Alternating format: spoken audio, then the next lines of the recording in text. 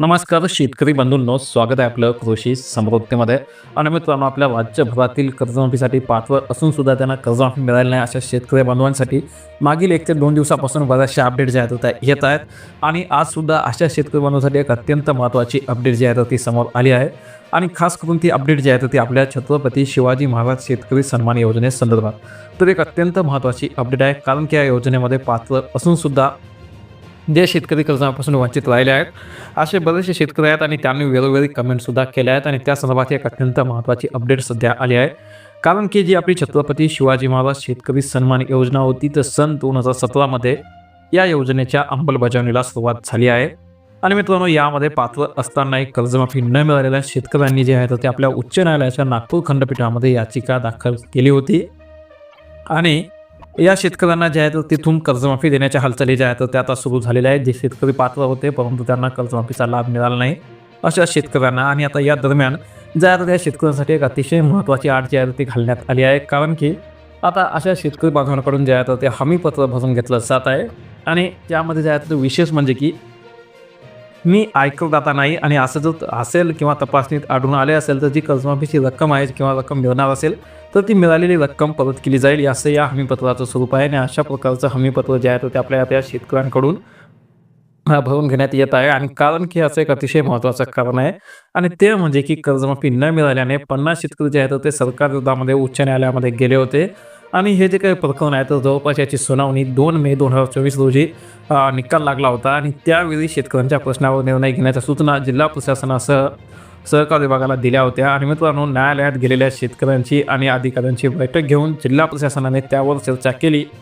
पात्र कर्जमाफी न मिळालेल्या शेतकऱ्यांची यादी पुणे सहकार आयुक्तांकडे पाठवण्यात आली. आणि त्यानंतर हे प्रकरण जे आहे ते पुन्हा थंडबस्त्यात पडलं होतं. आणि एकीकडे कर्जमाफीच्या हालचाली ज्या आहेत त्या आता सुरू झाल्यानंतर या प्रकरणात कार्यवाही सुरू झाली आहे. आणि मित्रांनो, उच्च न्यायालयात गेलेल्या शेतकऱ्यांचा अर्ज छाननीत यवतमाळ जिल्ह्यातील 8 शेतकरी जे आहेत ते पात्र ठरले आहेत. यामध्ये जर पाहिलं तर संदीप उमाकांत दर्जने, त्याचं आई नलिनी उमाकांत दर्जने यांच्यासह इतर 6 शेतकऱ्यांचा यामध्ये समावेश आहे. आणि शिवाय आपल्या अकोल्या अहिल्यानगर येथील शेतकऱ्यांचा जो आहे तो समावेश आहे. तर जवळपास या अंतर्गत जे आहे तर ते आपल्या जे काही राज्यातील संपूर्ण जिल्ह्यात यामध्ये जे जवळपास 60,000 शेतकरी बांधवांचं कर्ज माफ होणार आहे, कारण की उच्च न्यायालयात गेलेल्या शेतकऱ्यांच्या कर्जमाफीसाठी हमीपत्र लिहून घेतलं जात आहे. मात्र 2000मध्ये छत्रपती शिवाजी महाराज शेतकरी सन्मान योजनेला इतर 60,000 शेतकरी पात्र ठरले होते. आणि त्यानंतर महाआयटीकडे डाटा न मिळाल्याने शेतकऱ्यांचा कर्जमाफीचा प्रश्न जो आहे तो बिकट झाला आहे.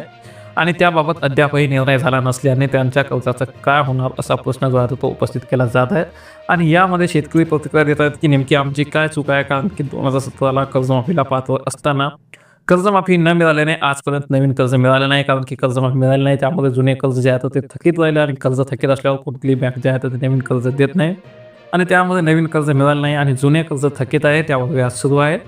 आणि व्याज जे आहे ते वाढतच आहे. नाही, अशा परिस्थितीमध्ये बँकेच्या निवडणुकीतही उभे राहता येत नाही. उलट आमचे शेअर्स बँकेकडे जातात, त्यात आमचा काय दोष असा प्रश्न आता शेतकरी जे आहेत ते उपस्थित करीत आहेत. तर एक अत्यंत महत्त्वाची अपडेट होती की जे छत्रपती शिवाजी महाराज शेतकरी सन्मान योजना असेल किंवा आपली महात्मा ज्योतिबा फुले शेतकरी कर्जमुक्ती योजना असेल, आणि आता जी काही येणारी कर्जमाफी योजना असेल तर या सर्वांच्या ज्या आहेत त्या हालचाली अंमलबजावणीच्या आहेत थोडक्यात सुरू होणार आहेत. आणि त्यासाठी हालचाली सुरू झालेल्या आहेत. तर जुन्या जे काही योजना आहेत त्यासाठी हमीपत्र व नवीन योजनासाठी जे आहेत ते आपलं Aadhaar card, bank passbook, pan card, त्यासोबतच जे आता फार्मर ID असे काही डॉक्युमेंट जे आहेत ते विविध कार्यकारी सोसायट्यांच्या माध्यमातून मागवण्यात येत आहेत.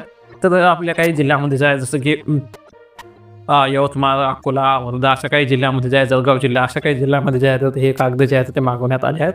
तर आपल्याकडे सुद्धा असे काही कागद मागवण्यात आले असतील तर नक्की कमेंटमध्ये सांगा. त्यासोबत चॅनल जर नवीन असाल तर नक्की कमेंट करा. त्यासोबत आपला जिल्हा कुठला आहे नक्की कमेंट करून जे शेतकरी कर्जमाफीपासून वंचित आहेत किंवा कर्जमाफीच्या पेक्षामध्ये आहेत अशा सर्व शेतकऱ्यांना ही माहिती नक्की शेअर करा. धन्यवाद.